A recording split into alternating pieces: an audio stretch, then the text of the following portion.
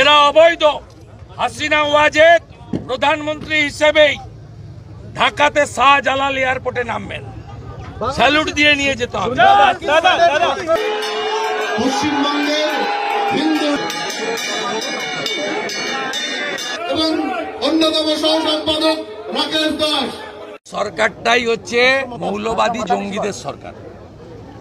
ওই সরকার বৈধ প্রধানমন্ত্রী শেখ হাসিনাকে সরিয়েছে। পৃথিবীর কোনো দেশে দেখতে পাবেন না এইভাবে দখল। ইসলামিক কান্ট্রিতে এগুলো হয়, অন্য গণতান্ত্রিক দেশে এগুলো হয় না। হাসিনা ওয়াজেদকে সরাতে গেলে আরেকটা ভোটে নির্বাচনে গিয়ে সরাতো। এটা অবৈধ কেয়ারটেকার।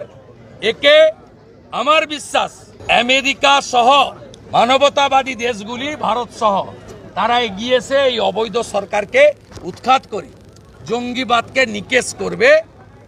এরা আইএস, তালিবান, হামাসের আরেকটা সংস্করণ। মার্ক জুকারবার্গ আজকে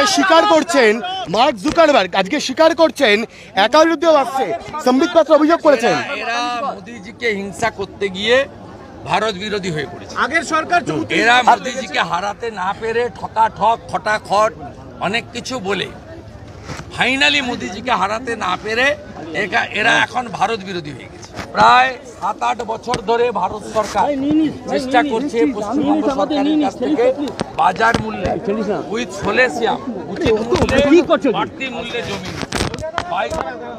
আমাদের 23 সালে যখন ঝাড়খণ্ড, বিহার, উড়িষ্যা, পশ্চিমবঙ্গের রিজিওনাল মিটিং হয় ইস্টার্ন জোনে, সেদিনও স্বরাষ্ট্রমন্ত্রী এই অনুরোধ করতে মুখ্যমন্ত্রীকে এসেছিলেন।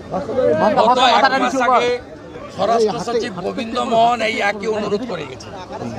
আগের স্বরাষ্ট্র সচিব অজয় ভাল্লা তিনি সুপ্রিম কোর্টে মামলা করেছেন পশ্চিমবঙ্গ, যেহেতু জমি অধিগ্রহণ আইন ব্রিটিশের আইন 1894 সালের ল্যান্ড অ্যাকুইজিশন অ্যাক্ট, সেটা ডিএমদের হাতে, আর এখানকার ডিএমরা কন্ট্রোল বাই মমতা ব্যানার্জি।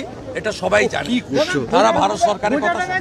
শুভেন্দুদা, একটা নাম পেয়েছি সঞ্জীব মন্ডল, আর বাকি চোর তো আছে। আগে শাহজাহান পাচার করতো, আর বারিক বিশ্বাসরা টন টন চাল করে। এই পুরোটা তৃণমূলের সিন্ডিকেট চালায়। এটাকে ভাঙবো, এই সিন্ডিকেটকে ভাঙবো এবং এখানে চুরি চামারি বন্ধ করব। এদের কাজ হচ্ছে সারা বছর টাকা তোলা পুলিশকে সাথে নিয়ে, আর ভোটের সময় তৃণমূলের ওই বাদুড়িয়া, মিনাখা, বসিরহাট, হাড়োয়া ভোট লুট করা।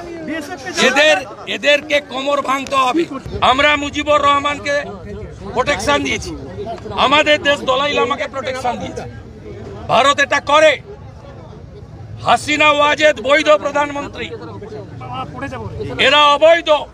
হাসিনা ওয়াজেদ প্রধানমন্ত্রী হিসেবেই ঢাকাতে শাহজালাল এয়ারপোর্টে নামবেন, স্যালুট দিয়ে নিয়ে যেতে হবে।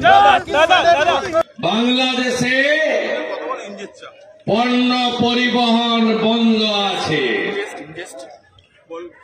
এ তো সবে সকাল, এখনো বেলা হয়নি। পেট্রোপোলের পরে ঘোচাডাঙ্গাতে ট্রেলার দেখালাম। মন্দির ভাঙা বন্ধ না করলে, চিন্ময় প্রভুকে মুক্তি না দিলে, জিহাদিদের আওয়াজ বন্ধ না হলে নতুন বছরে সিনেমা দেখাবো। ভারত যাদের মামার বাড়ি, বাংলা ছাড়ো তাড়াতাড়ি। কি সাহস! আরে তোদের উপরে আমরা নির্ভর করি না। রাজাকারের নাতি,